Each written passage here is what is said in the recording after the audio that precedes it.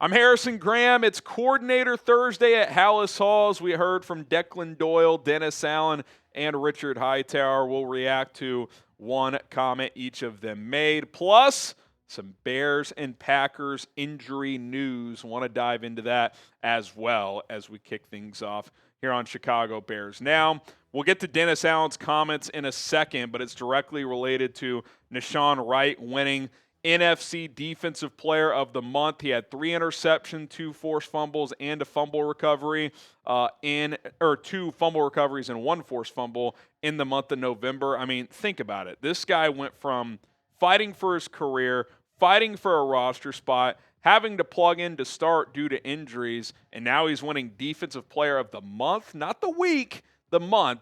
Pretty remarkable what he's been able to do in this defense. Dennis Allen showing praise too. He said he's been huge for us. He's a guy that's really had to step up in the absence of a couple of other guys, and he stepped up in a big way for us. He continues to find his way around the football and make plays. That's what this game is all about. We're really pleased with what we've seen from him.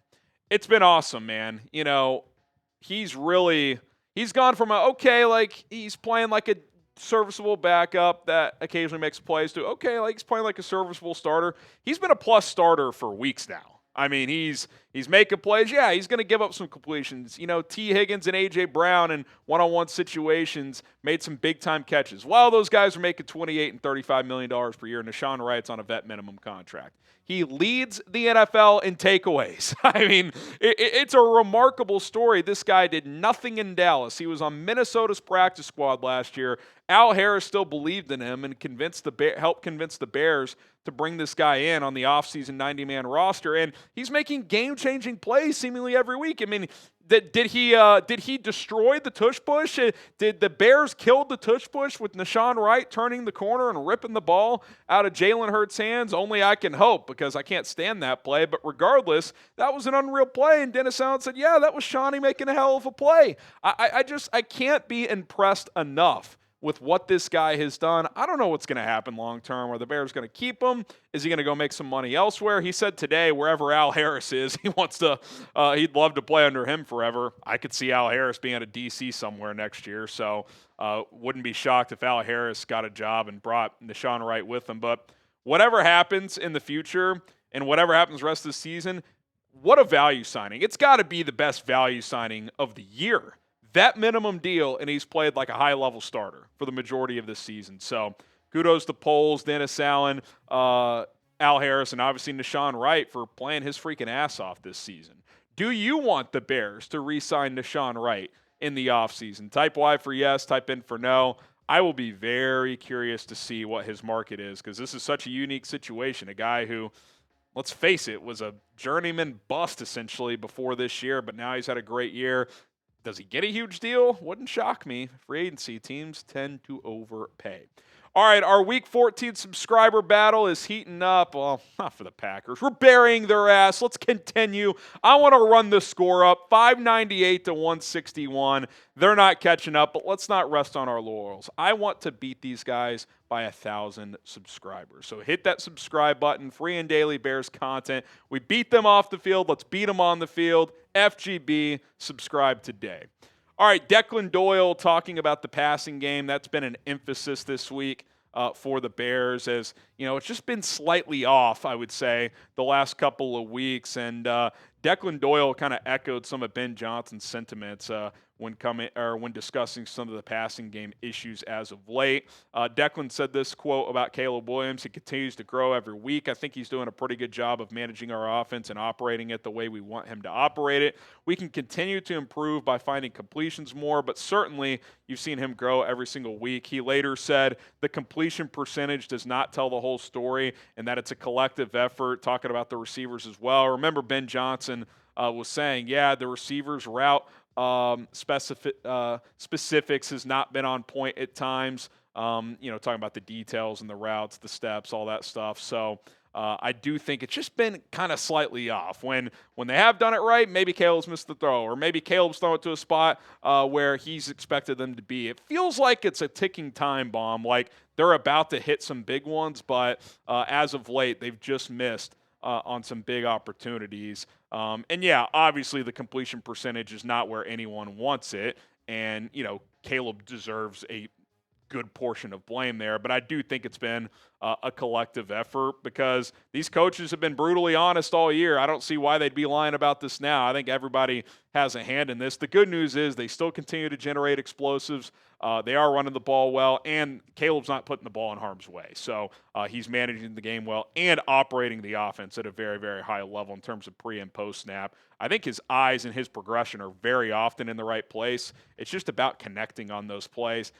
I feel like we're due for a breakout game soon in the passing game because the process is sound. Going through the progressions has been sound. The next step is just hitting on more of those. And whether that's Caleb making better throws, the routes being where they're supposed to be, DJ Moore not slipping on a slick surface. There's been a variety of issues. So hopefully it all clicks. And this Sunday would be a great time for it to click. This Sunday, there are going to be some elements. So Richard Hightower talked about that today as, we entered December. Elements played a factor last week in Philadelphia.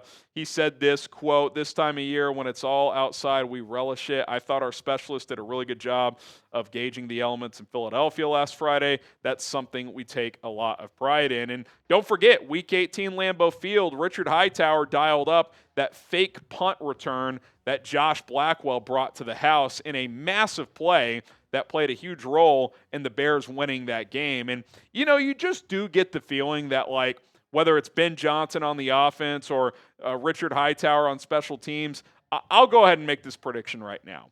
They are dialing up a trick play at some point. Whether or not it works, we will see, but it's been a few weeks. They haven't really called one on special teams all year, so I wouldn't be shocked if they pulled one out, maybe a fake field goal, maybe Darnell Wright on the offense. I've been saying that for weeks. I think at some point they're going to throw him the ball, but the Bears, as it's gotten colder, have been really clean on special teams, and give Richard Hightower credit.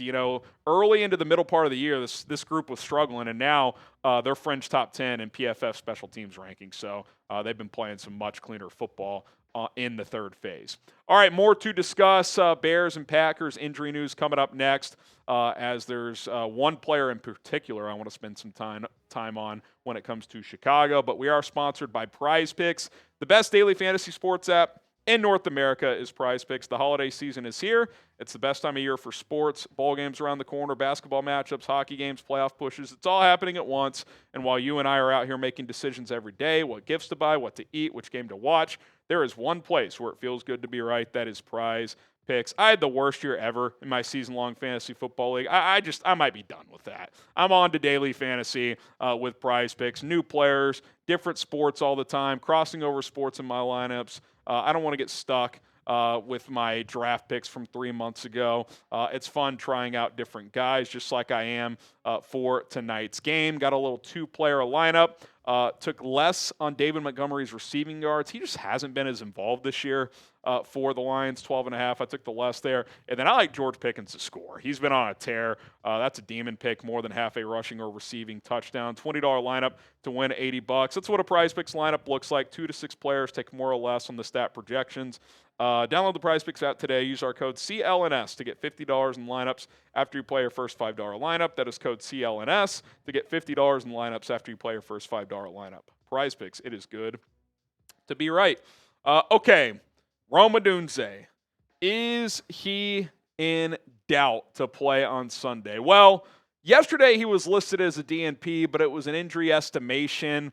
They didn't practice, so I was like, okay, I'm not going to overreact to that. Well, today he didn't practice either, as he's been dealing with this foot injury seemingly for weeks now. And, his production has dipped as the season has gone on. He's still having a good year, but him and Caleb have been a little bit off. Rome has missed on, I don't know, somewhere between, I would say, 6 and a dozen opportunities to make some tough catches throughout the year. Again, still having a good year, but, through that first month, felt like he was going to have a special year, and that has not been the case throughout the season. I do think this foot thing has played a role in that, and certainly Caleb has missed some throws. We saw an example of that last weekend at the front pylon where he didn't set his feet and he skipped the ball to Rome.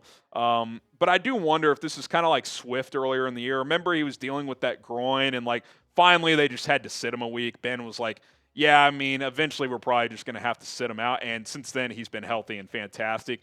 Does that happen with Rome here? I know it's a big game. You'd almost rather get him through this game and maybe do that next week against Cleveland and then have him ready for the second Packers game. So we'll see. Tomorrow will be interesting to see if he can do something.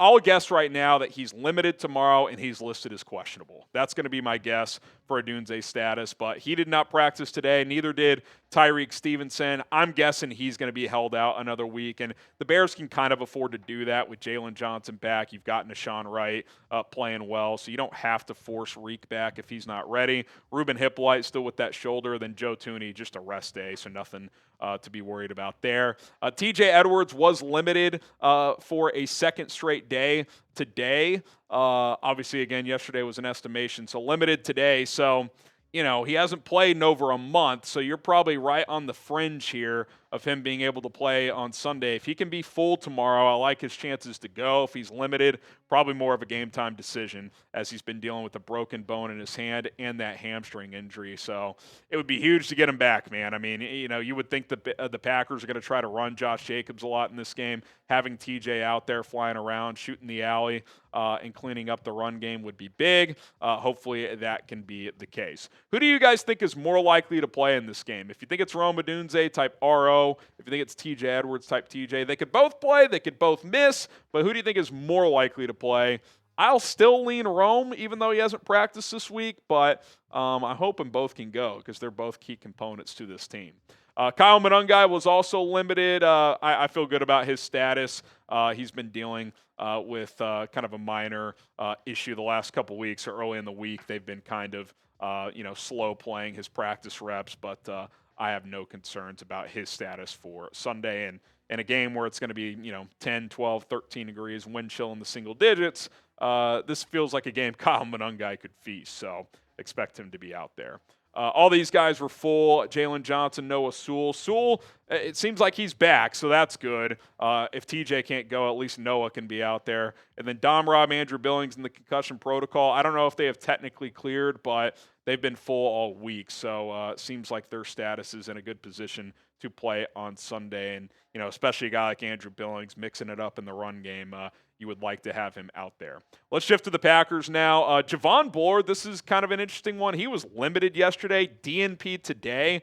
More on him in a second. Savion Williams, Lucas Van Ness, Devontae Wyatt, who Matt LaFleur confirmed is going on season-ending IR. It just hasn't happened yet, so he's obviously out. I think Lucas Van Ness is likely out too. We'll see on Savion Williams. But Javon Bullard being limited yesterday and DNP today, that's trending in the wrong direction. I don't know if he fully retweaked something or if he just wasn't quite ready to practice, and they kind of realized that coming out of yesterday. So that is one to watch for sure if he is down in this game, as he's kind of a safety nickel hybrid for Green Bay. The following were limited today. Most of these guys were limited yesterday too. Josh Jacobs, I expect him to go. Matthew Golden, who didn't play last week, so we'll keep an eye on him. Dontavian Wicks, coming off his best game of the year, was limited today. Zach Tom, who played a week ago, I think he'll be fine. Carl Brooks, Nate Hobbs as well. And then these four players were also limited.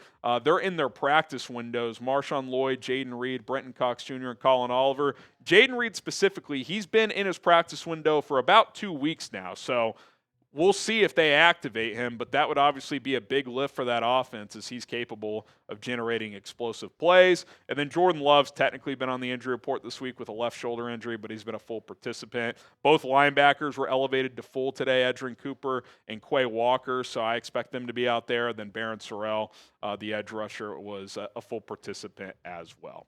Predict the score, Bears-Packers. Who you got winning, and what is the final score going to be? Give us your thoughts down in the comment section below. My name is Harrison Graham. Thank you guys so much for tuning in to Chicago Bears Now. If you made it to the end of the video, that makes you a real one. FGBs in the comments all week long, and hit that subscribe button.